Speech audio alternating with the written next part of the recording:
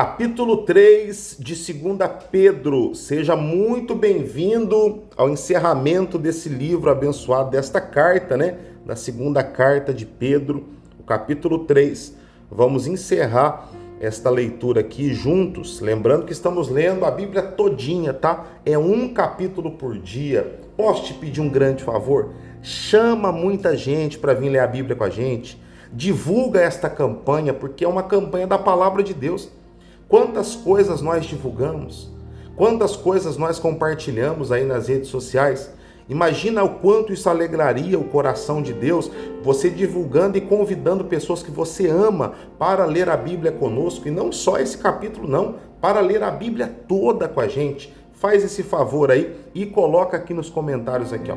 Coloca aqui nos comentários: bom dia, você que lê pela manhãzinha, boa tarde, você que lê na parte da tarde, boa noite, você que lê à noite, tá bom?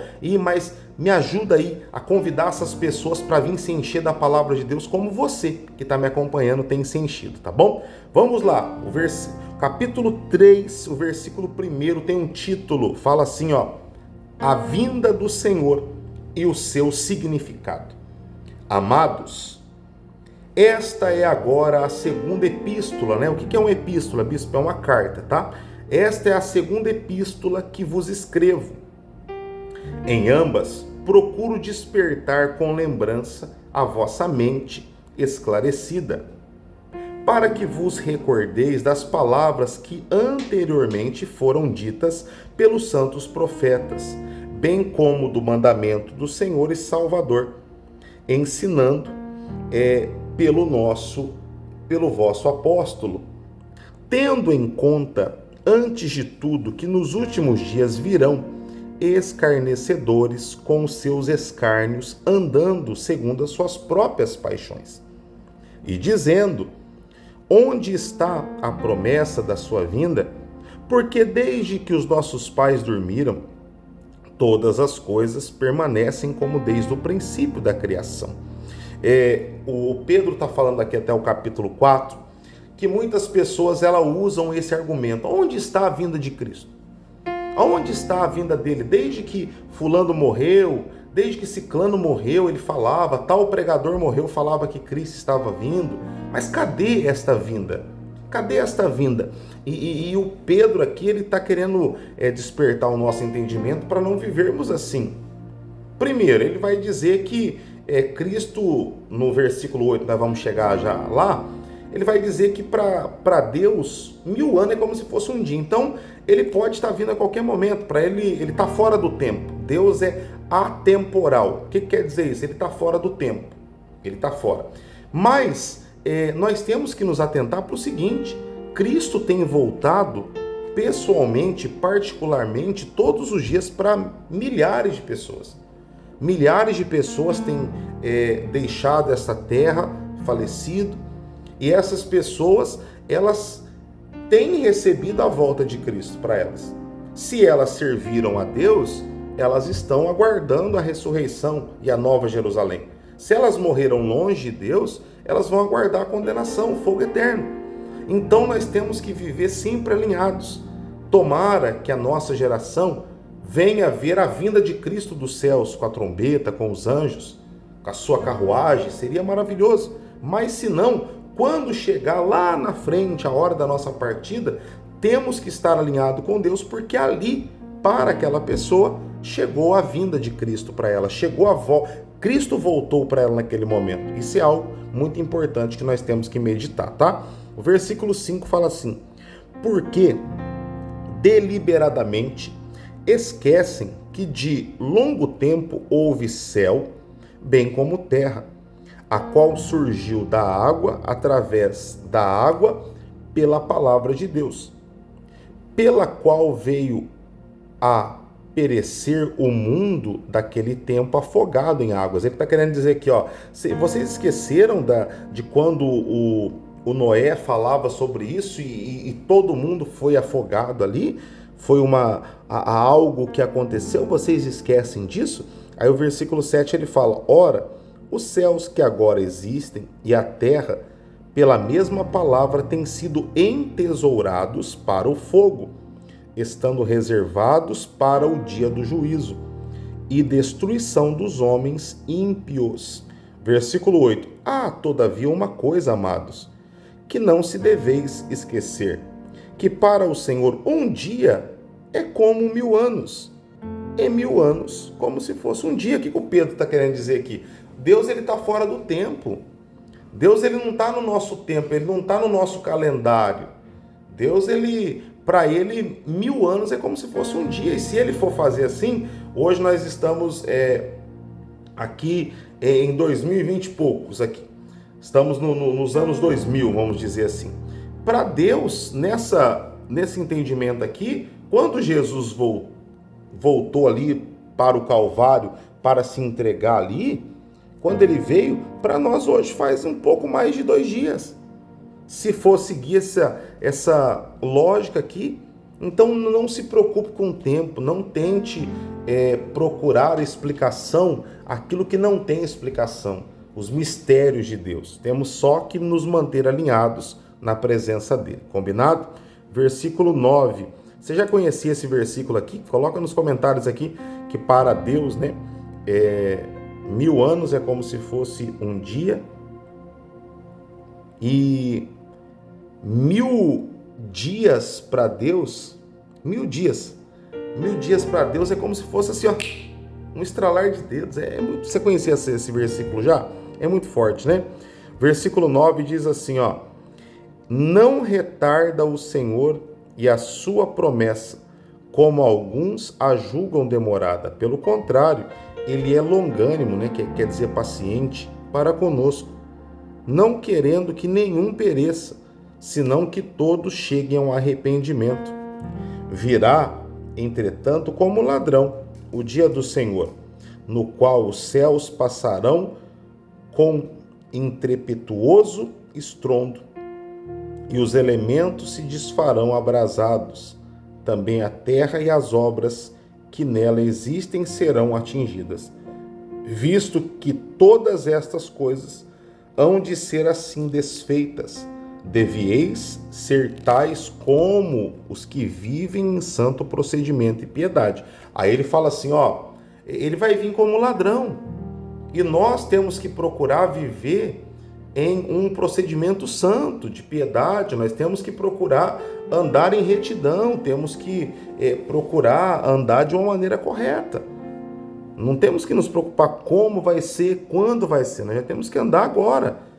Como os apóstolos nas suas cartas, eles falam, se você soubesse quando o ladrão roubaria a sua casa, você trancaria, você vigiaria. Então nós temos que estar nessa vigilância sempre, tá bom? Versículo 12. Esperando e apressando a vinda do dia de Deus, por causa do qual os céus incendiados serão desfeitos e os elementos abrasados se derreterão. Nós, porém, segundo a sua promessa, esperamos novos céus e nova terra, nos quais habita a justiça, Então temos que esperar dessa forma. O versículo 14, ele tem aqui um título, fala assim, o cristão deve esperar o Senhor, viver vida reta, estudar as Escrituras, olha aí, que interessante, e crescer em Cristo. O cristão precisa fazer o que você está fazendo aqui agora, estudar a Escritura. É necessário isso. É necessário você conhecer, você ter sabedoria da palavra, tanto para você como para você também explicar as coisas para as outras pessoas, tá bom? Versículo 14 diz assim: por esta razão, pois amados, esperando estas coisas, empenhai-vos por serdes achados por ele em paz, sem mácula e irrepreensíveis. E tende por salvação a longanimidade do nosso Senhor, como igualmente o nosso amado irmão Paulo vos escreveu, segundo a sabedoria que lhe foi dada.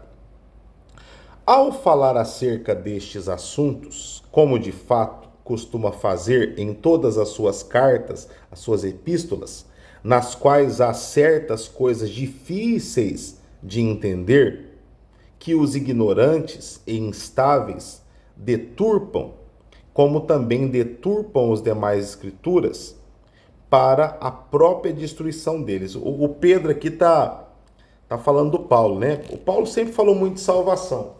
Só que em algumas ocasiões o Paulo ele fala de uma maneira um pouco assim, difícil de entender ali, sabe? Ele fala, ele estava em outro nível. Sabe quando você vai conversar com uma pessoa que ela conhece muito do assunto?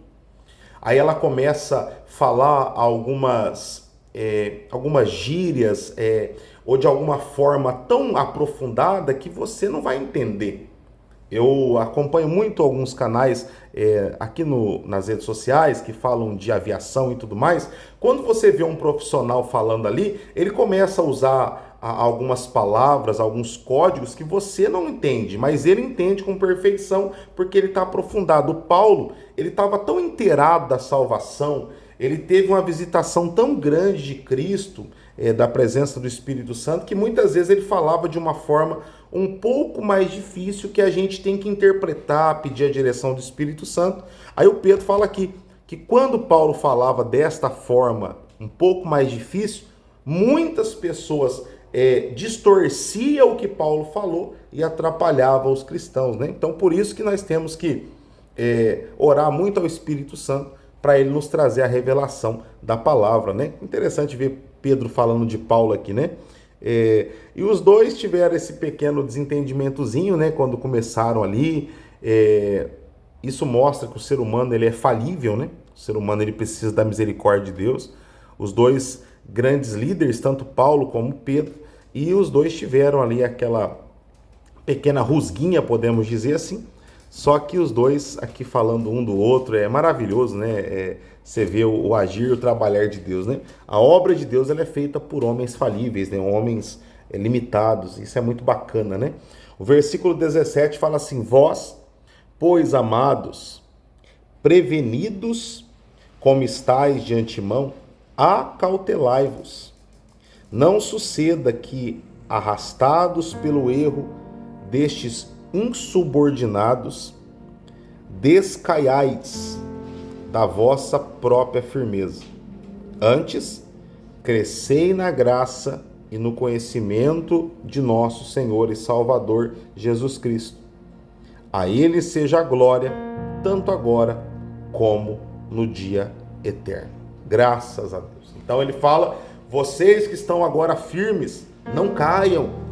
Vigiem para que vocês não caiam, porque Deus ele tem o melhor para você, tá bom? Graças a Deus, que benção. Acabamos mais um livro, as cartas aqui, estamos lendo uma a uma, né? Hoje lemos a segunda carta de Pedro. Amanhã, se Deus nos permitir, eu quero estar com você aqui, tá bom? Lendo a primeira carta de João, né? O apóstolo João. Nós vamos ler as suas cartas que ele enviou, né? A primeira carta de João, ela tem 5 capítulos. Aí a segunda e a terceira carta de João, ela tem 1 capítulo apenas, tá bom? Então, eu quero muito você aqui, lendo mais um capítulo, mais um livro. 1 capítulo por dia é muito pouco, né?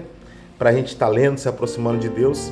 E é maravilhoso estar aqui com você, tá? Então amanhã eu aguardo você aqui, tá? Coloca nos comentários aquela nossa profecia de sempre. Até amanhã, bispo. Que Deus abençoe o seu dia. Parabéns para você que chegou aqui, encerrando mais um livro aqui da Palavra de Deus, tá? Beijo no seu coração. Que Deus sempre cuide de você. Até amanhã.